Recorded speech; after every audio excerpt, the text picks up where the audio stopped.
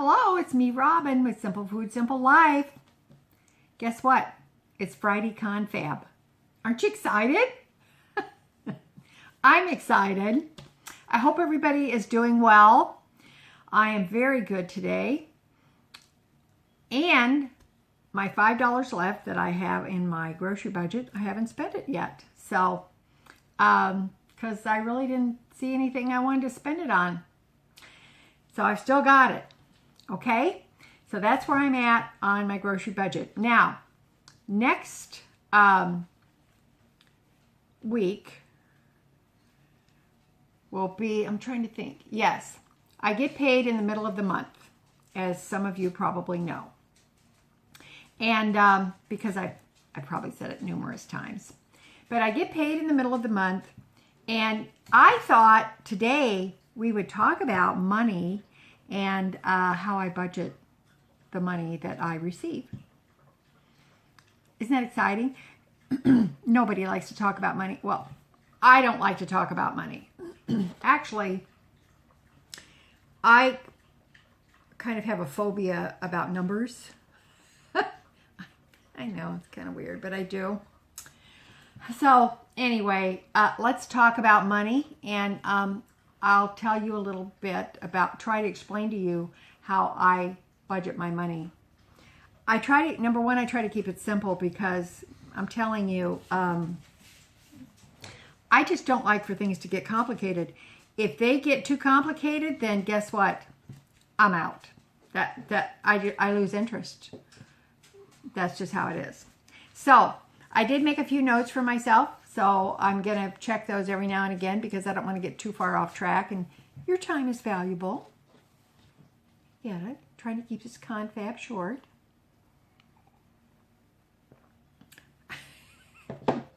Okay. First of all, number one, I get paid in the middle of the month. So I live strictly on what I get paid each month. I have a certain amount, and that is what I live within. I actually try to live below my means. Number two, I carry no debt. I have no consumer debt. I don't have a mortgage, and I do not have a car loan. If you do not have any debt, your life becomes far less stressful and becomes much easier. I've been on both sides of the fence, and I can tell you no debt is easier. Now, automatically out of my money each month is taken, number one, they take Medicare off the top, so I never see that before, and the rest gets distributed to me, so I never see that. I have 3 insurances that are automatically paid out of my account, my checking account, and I'm with a credit union, by the way. So, and those insurances are my homeowner's insurance, my car insurance, and my supplemental health insurance. So those are the 3 insurances I pay just right off the top. I also automatically pay my utilities, which is gas and electric, and internet. Now, my other utilities are my sewer and garbage pickup and water. So those I usually drop off my sewer and garbage, and that sounds weird, and I pay my water online. So I have those. Now, those are the things I consider my 4 walls. That's what I need to keep my 4 walls. And we'll get into the property taxes in a moment. But those are basic things. That keeps me in my house. So the first thing I do when I get paid is I take 20% of my monthly income and I distribute it between 2 savings accounts. One account is a sinking fund and the other account is my emergency fund. The sinking fund is for things like car repairs, property taxes, if there's any dental expenses, vet bills, if there's, for my critters. That's what the sinking funds are for. So that could be any number of things, and those fluctuate depending on what the need is. My emergency fund is strictly emergency fund. I never touch it. If I have a certain criteria for what I consider an emergency. Like, for example, when my hot water heater went out, I had to replace that. Not only did I have to buy a new one, I had to pay somebody to install it. That's an emergency, okay? So an emergency is whatever is an emergency for you, I would say.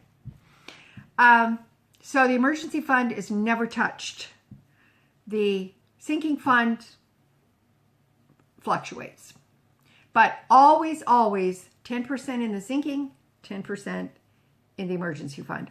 Always, without fail. That's the first thing I do. Okay, the second thing I do is I go to the credit union and I withdraw $200 cash every month.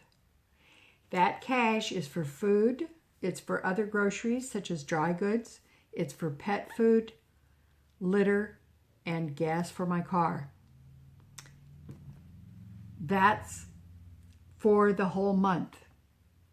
I try to stay within those parameters and stick to the budget.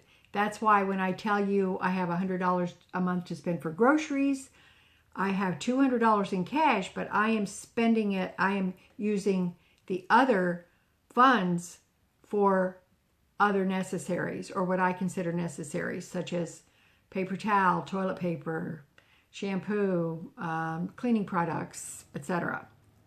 And as we know, those are not getting any cheaper. So that is what my $200 a month is used for.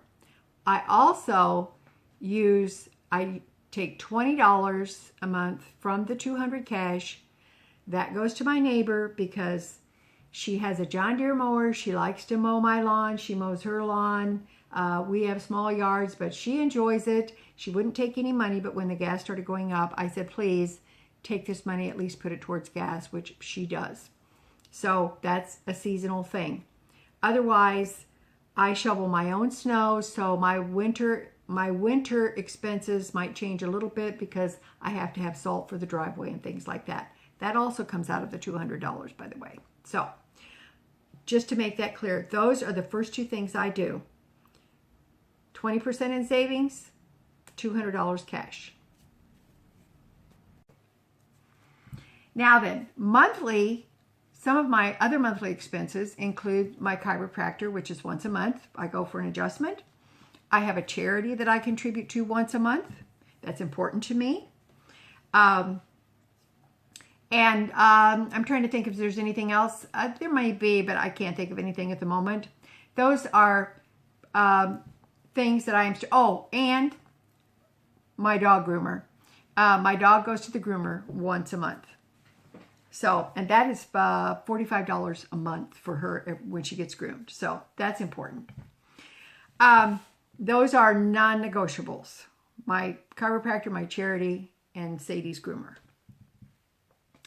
So, if there is any money left in the checking account when I get paid, in other words, extra money, rather, after everything is paid, everything is, if there's any extra money over and above and beyond my monthly income, that money gets distributed between the two savings accounts.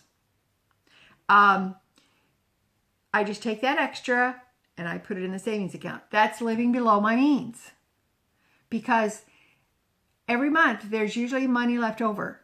I never spend all of my monthly income. So that gets put into the two savings accounts.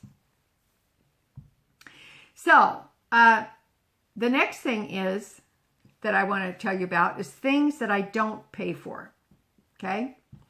I don't pay for my cell phone because my son, my second son, I have two sons, he and my daughter-in-law take care of my cell phone. That's been going on for years and years. I have my cell. They insist on paying for it, and it's part of their plan, and it's been that way for years and years. And I'm very happy with my cell phone. I've never, it works great. I don't really have a desire to get a new one. I'm all good there. So they take care of that. So I do not have a cell bill at this time. I do not have any streaming services. So I'm not paying for any streaming services. I canceled everything, including Amazon Prime. If you want to cut your expenses, cut the Prime. I can highly recommend that. I have a Roku. I get my streaming services through the Roku, through my internet. And also, I forgot, I include my internet as a utility. Okay? My internet is, I got it down to $54 a month. That's all I pay for my internet.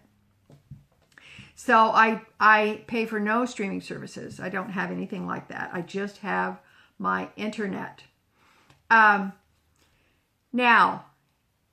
I have,